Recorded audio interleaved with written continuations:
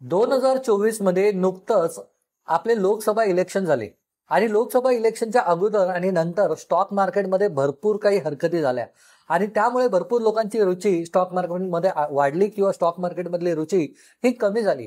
आणि मी असा विचार करत होतो, लोक स्टॉक मार्केटमध्ये इतकी इंटरेस्टेड का आहेत.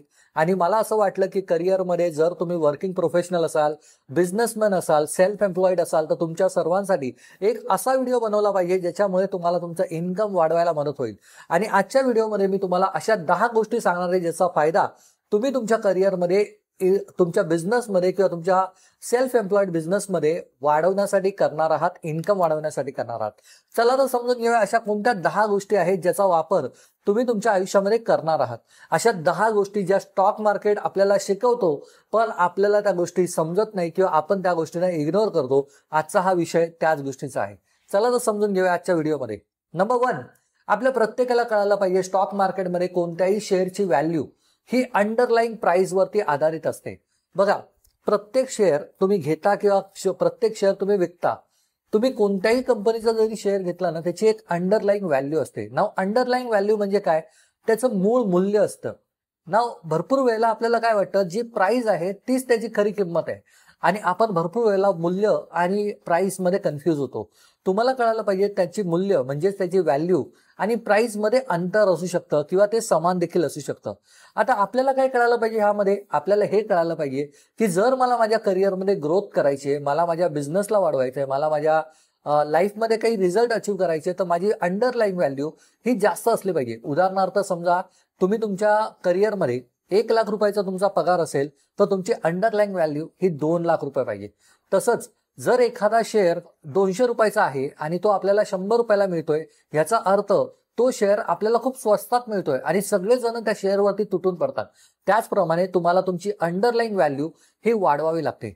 नंबर 2, आपल्या प्रत्येकाला कळायला पाहिजे परसिव्ड व्हॅल्यू नावाचा एक प्रकार असतो जो मार्केटमध्ये, स्टॉक मार्केटमध्ये सर्रास वापरला जातो. आता परसिव्ड व्हॅल्यू म्हणजे काय, काही कंपन्यांची एक ब्रँड असते, काही कंपन्यांची एक किंमत असते, काही कंपन्यांची खरंच एक अशी गोष्ट असते जी त्यांना त्यांच्या ब्रँडमुळे मिळालेली असते, त्यांना एज मिळालेला असतो. उदाहरण घ्या तुम्ही टाटा, रिलायन्स, राईट, कोटक या सगळ्या ज्या नामांकित कंपन्या आहेत त्यांचे शेअर्स 10%, 5% जरी कमी झाले तर त्यांना घेणारे लोक हे भरमसाठ प्रमाणात असतात. ते का असतात, कारण त्यांची परसिव्ड व्हॅल्यू, त्यांचं गृहीत मूल्य हे खूप चांगल्या प्रमाणात मार्केटमध्ये अधोरेखित केलेलं असतं. आणि आपण काय शिकायला पाहिजे, आपण हे शिकायला पाहिजे, जर आपल्याला आपल्या करिअरमध्ये आपला पगार वाढवायचा असेल तर आपल्याला आपलं परसिव्ड व्हॅल्यू म्हणजेच आपलं गृहीत मूल्य हे वाढवायला पाहिजे. कारण परसिव्ड व्हॅल्यू जर नसेल तर आपल्याला कोणी विचारणार नाही आणि जर आपल्याला कोणी विचारलं नाही तर आपली ग्रोथ होणार नाही. That is the reason you need to understand the importance of perceived value. Number 3, आपल्या प्रत्येकाला कळायला पाहिजे स्टॉक मार्केटमध्ये एक सगळ्यात मोठी गोष्ट असते, ती म्हणजे काय, तर सपोर्ट अँड रेजिस्टन्स. ना सपोर्ट अँड रेजिस्टन्स म्हणजे काय, तुम्ही जर बघाल एखादा शेअर आहे, उदाहरण देतो मी तुम्हाला, एखादा रिलायन्स नावाचा कंपनीचा शेअर आहे आणि रिलायन्स नावाच्या कंपनीचा शेअर हा 2500 ते 2800 या रेंजमध्ये चाललेला आहे.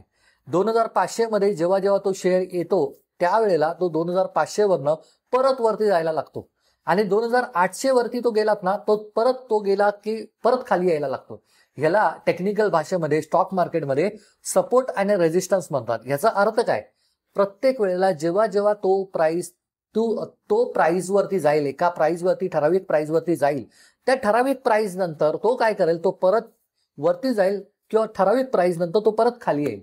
याचा अर्थ काय, आणि हे आपल्याला स्टॉक मार्केटमधनं का शिकायची गरज आहे, आपल्या प्रत्येकाला कळायला पाहिजे. आपल्या प्रत्येकाचा एक अनदेखा असा सपोर्ट आणि रेजिस्टन्स असतो.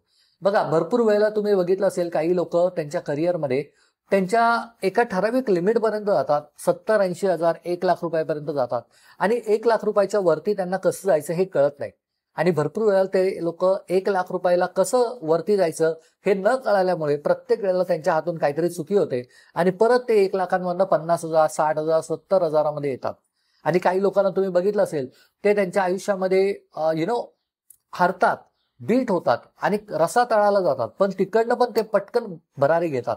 याचा अर्थ काय, कुठेतरी त्यांनी त्यांच्या आयुष्यामध्ये एक सपोर्ट तयार केलेला आहे आणि कुठेतरी त्यांच्या आयुष्यामध्ये एक रेजिस्टन्स तयार झालेला आहे. आपल्या प्रत्येकाला कळायला पाहिजे मित्रांनो, जर आपल्याला आपल्या करिअरमध्ये ग्रोथ करायची असेल तर आपल्याला आपला सपोर्ट हा जितका वरती घेऊन जाता येईल तितका वरती आपल्याला घेऊन जायचा आहे. मग आपण स्टॉक मार्केटमध्ये कसे करतो, स्टॉक मार्केटमध्ये आपण एखादा शेअर घेतो आणि त्यानंतर जशी जशी प्राइस वरती चढत जाते तशी तशी आपण बेसिकली आपण सपोर्ट झोन आपला वरती वरती करत जातो. याचा अर्थ काय आपल्याला कळायला पाहिजे, जोपर्यंत आपण आपला सपोर्ट हा 1 लाखांवरती करणार नाही तोपर्यंत आपली त्याच्यावरती ग्रोथ जाणार नाही, राईट. आणि त्यामुळे तुम्हाला 1 लाख रुपये ॲज अ मंथली इन्कम तुम्हाला तुमचं टार्गेट ठेवलं पाहिजे, तुम्हाला तुमचं सपोर्ट झोन ठेवलं पाहिजे. I hope you are getting this point. Number 4, breakout zone. आपल्या प्रत्येकाला कळायला पाहिजे एक ठराविक स्टॉक मार्केटमध्ये एक टर्म आहे ज्याचं नाव आहे breakout zone. Now what is breakout zone? In simple terms breakout zone म्हणजे काय, तर तुम्ही एका ठराविक पॅटर्न मधनं काम करताय, स्टॉक मार्केट एका ठराविक पॅटर्न मध्ये काम करताय आणि त्यानंतर स्टॉक मार्केट काय करतं, एका लिमिटला एका प्राइसला अचानक तोडतो, राईट. मग तिकडे कदाचित व्हॉल्यूमच्या हरकती होत असतील, कदाचित तिकडे बायस येत असतील, कदाचित तिकडे सेलर्स येत असतील. आपल्या प्रत्येकाला कळायला पाहिजे आपल्या करिअरमध्ये जेव्हा जेव्हा आपण ग्रोथ करतो ना मित्रांनो, आपल्याला ब्रेकआउट झोन ओळखता आला पाहिजे. भरपूर वेळेला आपल्या समोर एखादी ऑपॉर्च्युनिटी येते पण आपण ती ऑपॉर्च्युनिटी कळत नकळत आपण इग्नोर करतो आणि त्यामुळे आपल्याला तो ब्रेकआउट मिळत नाही. आपण छोटे छोटे पावलं आपल्या करिअरमध्ये उचलतो ना मित्रांनो, त्यामुळे आपल्या करिअरमध्ये भरपूर गोष्टी या जमा होत असतात आणि त्या जमा झाल्यामुळे आपल्याला आपल्या करिअरमध्ये ती एक संधी मिळते जिथे आपल्याला निर्णय घ्यायचा असतो इथून वरती जायचंय की नाही. आणि जर तुम्ही वरती जाण्याचा निर्णय घेतला नाही तर तुम्ही खाली जाता. That is called breakout zone. Concept number 4. Concept number 5 म्हणजे काय, तर up trend and down trend. बघा आपल्या प्रत्येकाला कळायला पाहिजे आपल्या आयुष्यामध्ये जशा हरकती असतात, आपल्या आयुष्यामध्ये जशा चढ असतात उतार असतात, तसेच स्टॉक मार्केटमध्ये देखील चढ आणि उतार असतात. आपल्याला अप ट्रेंडमध्ये काय करायचंय आणि डाऊन ट्रेंडमध्ये काय करायचंय हे स्टॉक मार्केटमध्ये जसं आपण पाळतो तसं आपण आपल्या आयुष्यामध्ये पाळतो का? उत्तर आहे नाही. आपल्याला काय करायचंय, अप ट्रेंडमध्ये आपल्याला काय स्ट्रॅटेजी वापरायची आहे ह्याचा वापर करायचा आहे, विचार करायचा आहे. आणि जर आपल्याला असं वाटतंय की आपल्याला डाऊन ट्रेंडमध्ये आपण चाललोय आणि आपण खाली खाली खाली खाली चाललोय, every single day we are going down, every single day we are going down. So we need to understand, we need to change something. Otherwise, nothing will change because nothing changes, nothing changes. ह्याचा अर्थ काय, जोपर्यंत तुम्ही काही बदल करत नाही तोपर्यंत तुम्हाला काही बदल दिसत नाही, राईट.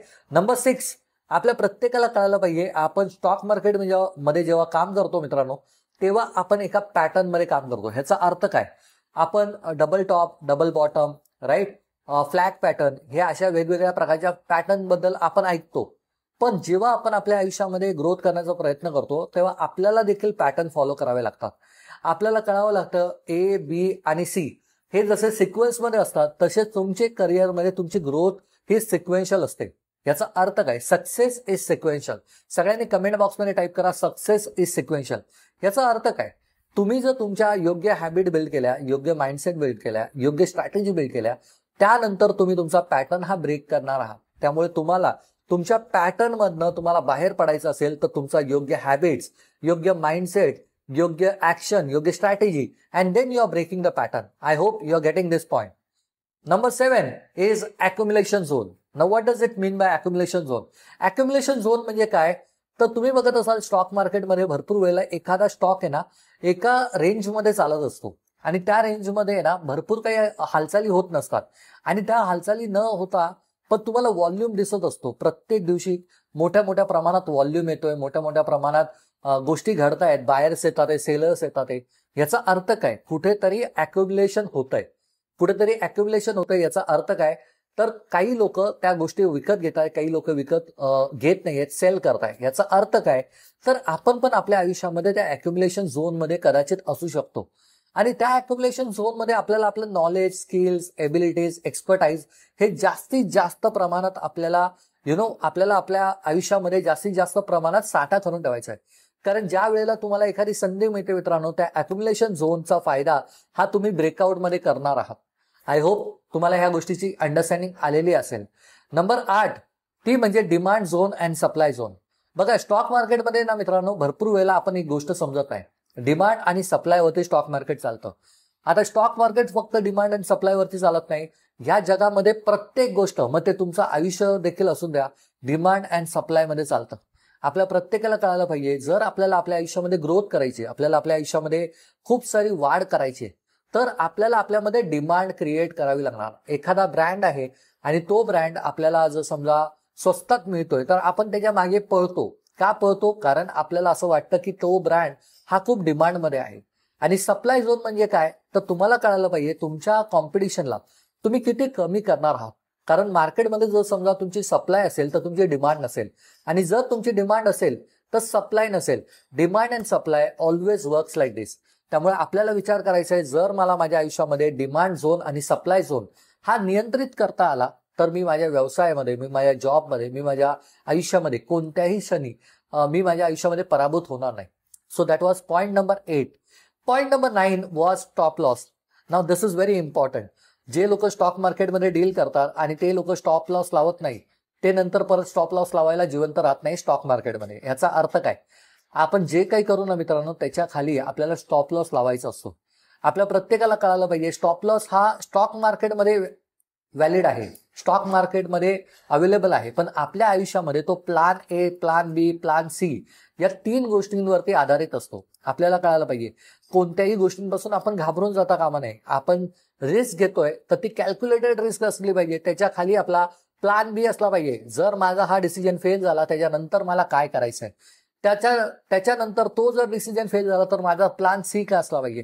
हे जेव्हा तुम्ही करता ना, तेव्हा तुम्ही तुमच्या करिअरमध्ये स्टॉप लॉस लावता. आणि number 10 which is very important, which is called investment and trading.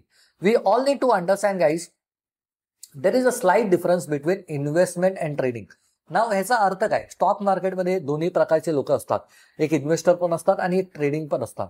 Stock मार्केटमध्ये जे इन्व्हेस्टर असतात ना, त्यांना माहिती असतं की मला काय करायचंय आणि मला कोणते स्टॉक घ्यायचे, मला कितपर्यंत जायचंय आणि माझं टार्गेट काय, मला पुढच्या 3 वर्षांमध्ये, मला पुढच्या 5 वर्षांमध्ये ते टार्गेट मला कंप्लीट करायचंय. म्हणजे आता जर समजा मी एखादा स्टॉक ABC प्रायव्हेट लिमिटेड ह्या कंपनीचा स्टॉक हा जर समजा मी घेतोय आणि त्या कंपनीची किंमत 500 रुपये आहे, मला माहिती आहे की याचे फंडामेंटल चांगले, या कंपनीमध्ये मॅनेजमेंट चांगलं आहे, सगळं काही चांगलं आहे. सो मी इन्व्हेस्टरच्या माइंडसेटने काम करतो, बरोबर.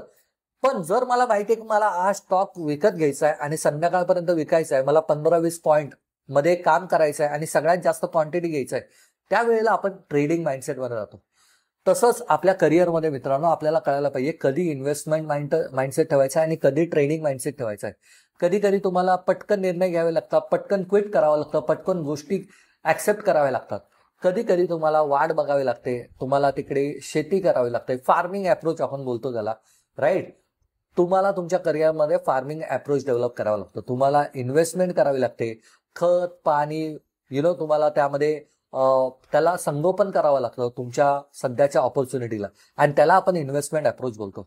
मित्रांनो, ह्या 10 गोष्टी तुम्ही तुमच्या करिअरमध्ये ट्रेडिंग, इन्व्हेस्टमेंट किंवा ह्या सगळ्या गोष्टी तुम्ही तुमच्या करिअरमध्ये जर इम्प्लिमेंट केल्या तर तुम्ही स्टॉक मार्केटमध्ये तर यशस्वी व्हालच, पण तुम्ही तुमच्या आयुष्यामध्ये देखील यशस्वी व्हाल.